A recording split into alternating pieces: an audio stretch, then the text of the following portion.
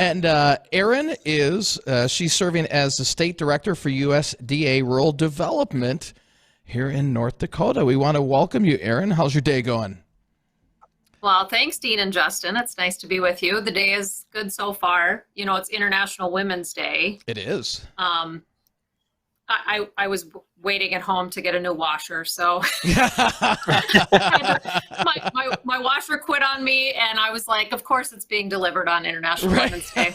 Oh man, oh man. But at least in my other time, I get the good fortune of being the state director here at USDA Rural Development. So it's an honor to be with you and to share with your listeners a little bit of information about some programs we thought they might be interested in. Yeah, well, why don't you tell us a little bit about your background, Erin, how you came, you used to be a representative here in North Dakota, and how did you become the director of rural development? How did that come about? Isn't life strange? Right? I actually was trained as a math teacher. So I started my professional career as a middle school math teacher, which I feel like prepared me in ways I had no idea would prepare me to enter into politics. So I was elected to the North Dakota Senate, where I served for 7.5 years, and was invited by the White House to serve in this role. And had to resign my legislative seat a little earlier than I would have liked. I had made the decision not to run for office again, but wanted to continue in public service, and this has been an incredible opportunity to do that. So what exactly do you do in your position right now? I support a team of professionals who, so ultimately what I've learned in my time, almost a year, I've been in the job almost 1 year, is that many North Dakotans are really familiar with USDA, mostly through some of our sister agencies like the Farm Services Agency or NRCS or the Food and Nutrition Service. And fewer of them are as familiar with rural development and really the significant impact that we have in investing in rural communities. So ultimately, rural development operates very similarly to a bank. We provide financing options and money to support technical assistance in the form of grants, loans, and loan guarantees to rural communities, small businesses, cooperatives, and to support home ownership, all in rural communities. So that's what we do. Interesting. That is super interesting. And you guys have... Last fiscal year, we obligated more than $531 million into North Dakota's smallest towns and tribal communities. So that's why I think, after being here for a year and working with the team here, I've realized this is one of the best kept secrets. And my job is to make sure that it's not really a secret. That's super cool. Well, with that you said it was $531 million that has been invested into small towns across North Dakota, correct? Mm-hmm. Yep. That is a good chunk of money. And you were kind of describing it a little bit, but within that money that goes to these towns, what is it, again, being used for that betters the towns and improves their development? Sure. So one of our colleagues here on the team in North Dakota describes it, the programs at rural development, that we could almost build a town from the ground up, and including some of the things that are underground. So when you think about the things that build community, you need water. We have water and environmental programs that help communities to actually deliver quality drinking water and to remove waste from those communities. We have community facility program that funds, if you have ever driven through small towns in North Dakota, any of them that have a hospital, a healthcare, a pretty substantial healthcare presence, we often help them finance the building of a hospital, of a clinic, of any sort of healthcare provider. So Cooperstown, Candu, Northwood, Jamestown, all of those communities, Rugby, just in the last fiscal year, worked with us to be able to finance new hospital projects in those communities. We also have business and cooperative programs, high-speed internet programs. We fund the infrastructure for rural electrics to deliver electricity to rural communities. So lots of different ways that those dollars are used. Well, that's super interesting. I had no idea there was something like that. So you just informed one person already. Well, good. I'm doing my job.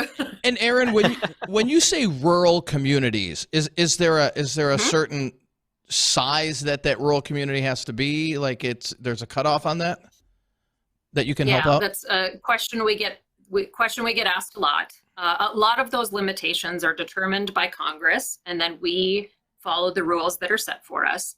But in North Dakota, it's pretty easy to tell what communities are going to be eligible for our programs and which ones aren't, with a few very minor exceptions. If you exclude our largest communities of Fargo, Grand Forks, Bismarck, Minot, those are communities that rarely are eligible for rural development programs. A lot of them are for populations of 20,000 and under. Some are 10,000 and under. So, that's most of North Dakota. Most of North Dakota towns. Right. And do you find a lot of those towns, since you've been on board here for about a year, do you find a lot of those towns struggling at all? Oh, sure. Yeah. I mean, I think the challenges of living and thriving in rural communities are more pronounced because of lesser access to resources. Mm-hmm. When you think about, projects in our larger communities, even building a house, it's easier to find a home builder who's going to make money building a house in Bismarck than it is to find one who will drive out, 3 hours from here and be able to make money building a house in a small town. So those challenges are just that much more difficult when it comes to resources, workforce.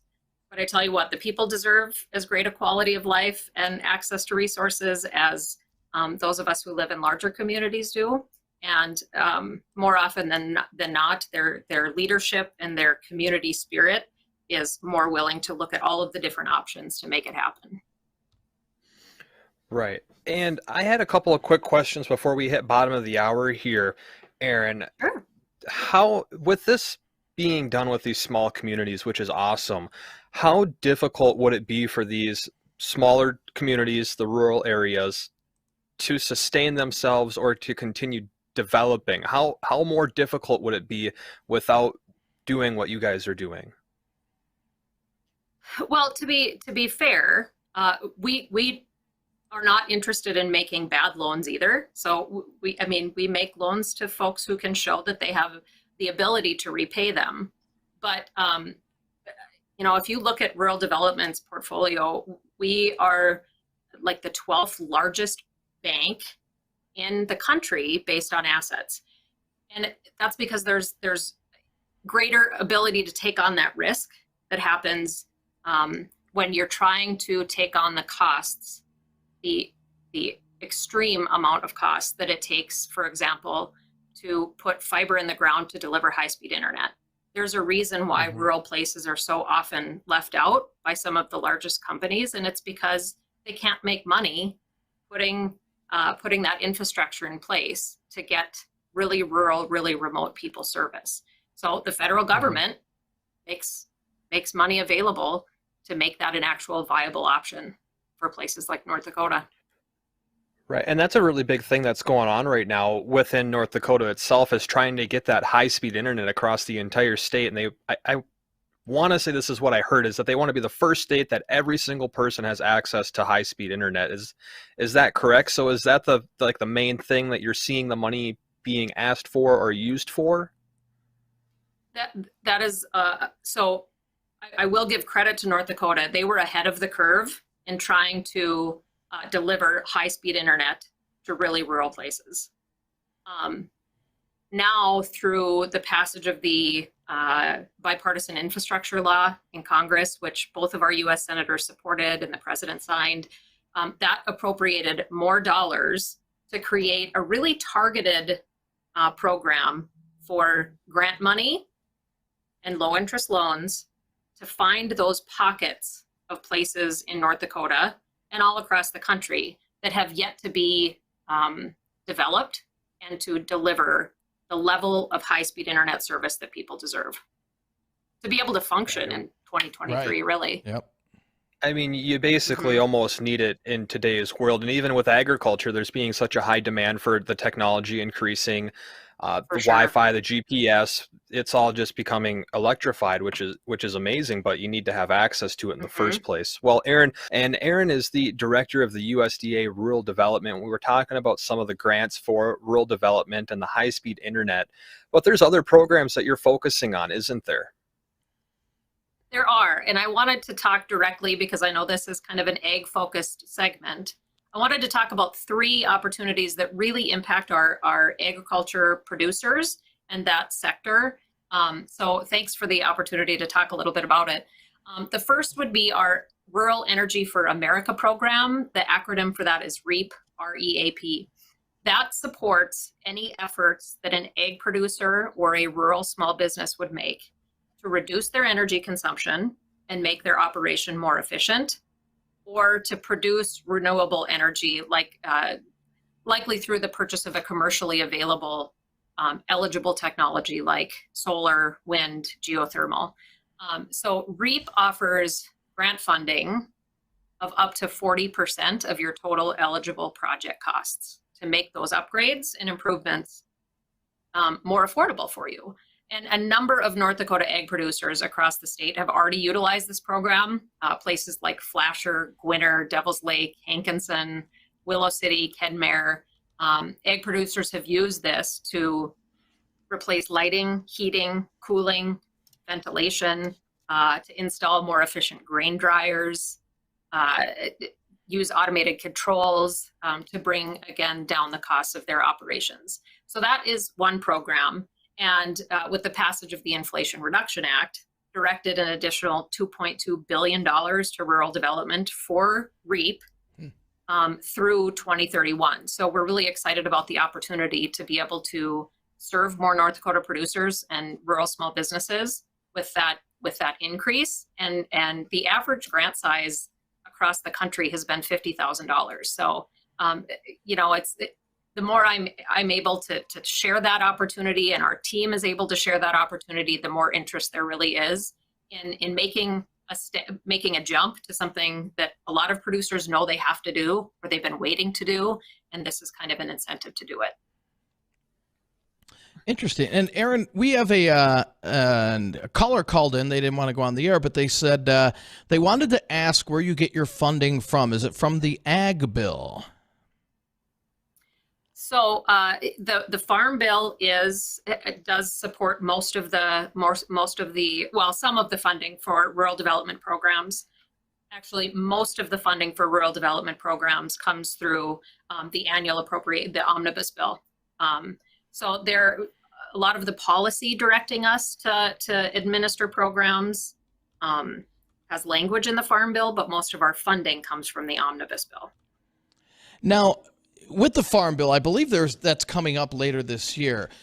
Any worries? Yeah. Any worries about the Farm Bill passing? And is there anything in the Farm Bill that you would like to see introduced? I don't want to have to worry about the Farm Bill passing, and I am in a position where I can't lobby for anything. My job is to advocate to North Dakotans the opportunities that exist because of the passage of these kinds of legislation. So what I want is for rural development to be able to keep doing its good work, and the Farm Bill allows us to do that. I don't know if it's okay if I talk about a couple other programs, because I don't want to run out of time, No, and I go want ahead. to make sure your listeners know that. Okay. Yep. The Value-Added Producer Grant is another opportunity specific for ag producers with two purposes. One is a maximum grant of $75,000 to use for planning, feasibility studies, marketing plans, business plans. If you want to take what you already grow, produce, raise, and add value to it to create a new market, essentially. The other is a maximum of $250,000 for working capital to cover those processing costs, marketing costs, and advertising. So for folks who want some really concrete examples, North American Bison near New Rockford utilized this program to open an export market into Mexico. Cows and Co Creamery near Carrington access this program for working capital to turn the milk from their dairy farm into gelato and cheese. They open now a retail store, a coffee shop. They're expanding into Brewhalla in Fargo. So somebody who's already an egg producer who wanted to use what they produce to create something new to sell. And Shepherd Industries in Nome also use that to process the wool from the sheep that they raise and create market felting kits that now they sell out of the Nome schoolhouse that they remodeled. Applications for that value-added producer grant should be open any day. So if that sounds of interest, let us know. You can search for us at USDA RD North Dakota, rd.usda.gov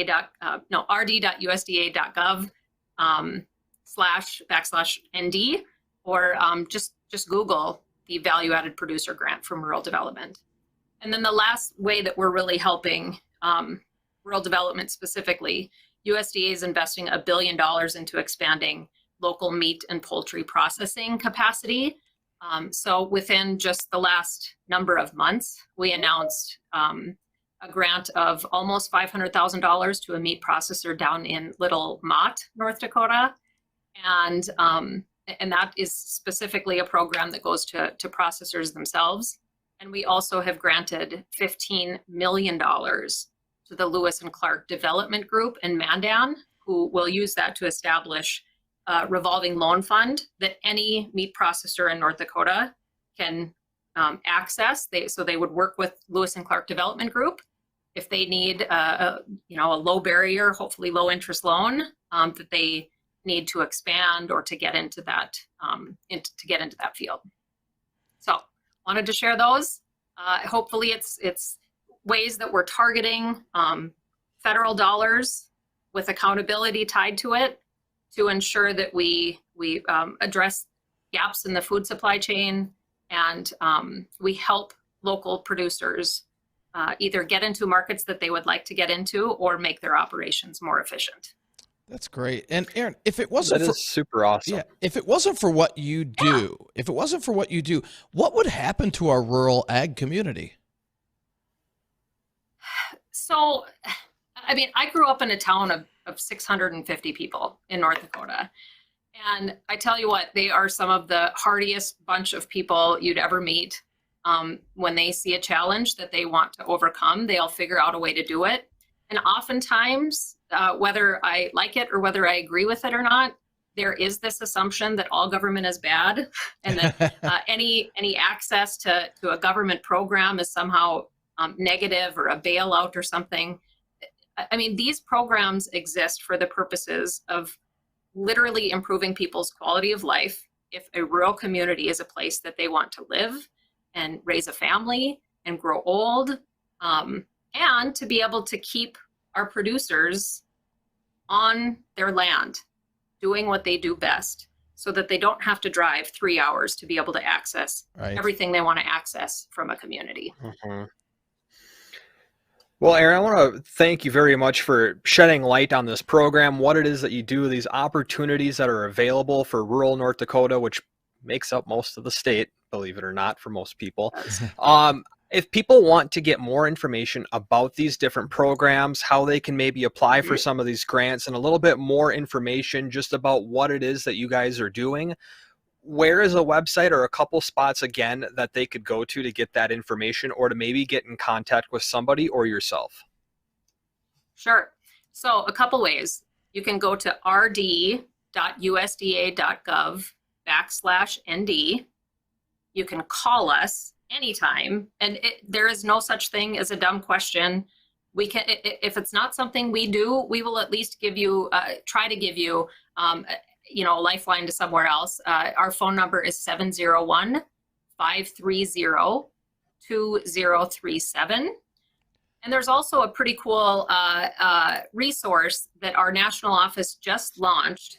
It's the Rural Data Gateway. You can see investments from over the course of the last more than decade that rural development has made into rural communities across the country. And you can specifically narrow in on North Dakota to see what what some of those investments look like. I don't even think I mentioned the fact that we have housing programs to support individuals looking to purchase a home in a rural community, looking to repair their home. So if those are things, if you're listening, because I know egg producers also typically are homeowners, if your house needs some repair and it's something that we can help with, give us a call. And again, if we can't help you, we'll try to give you a better place to seek it. But we'd be happy to be that resource for you in finding some solutions to any challenges you have. Awesome. I think that's great. Thanks for sharing that again. And Aaron, have a great rest of your day. Keep on doing what you're doing and winning a good battle out there. Well, thanks, Dean and Justin, for having me. I appreciate it. Tell Bridget hi for me. Sorry, she's stuck in a plane. We will. She was sad that her than here. Exactly. She was a little bummed that her plane was delayed. I know that she wanted to be here, so on behalf of her, she's sorry that she's late. Yeah, but she's not sorry. Come back anytime. She's not sorry where she's going. To Florida? Oh, definitely not. Yeah, no, she. I think we're all envious of that. All right. Thanks again, Aaron. You have yourself a great rest of the week. Thank you both. You have bet. a great day. All righty.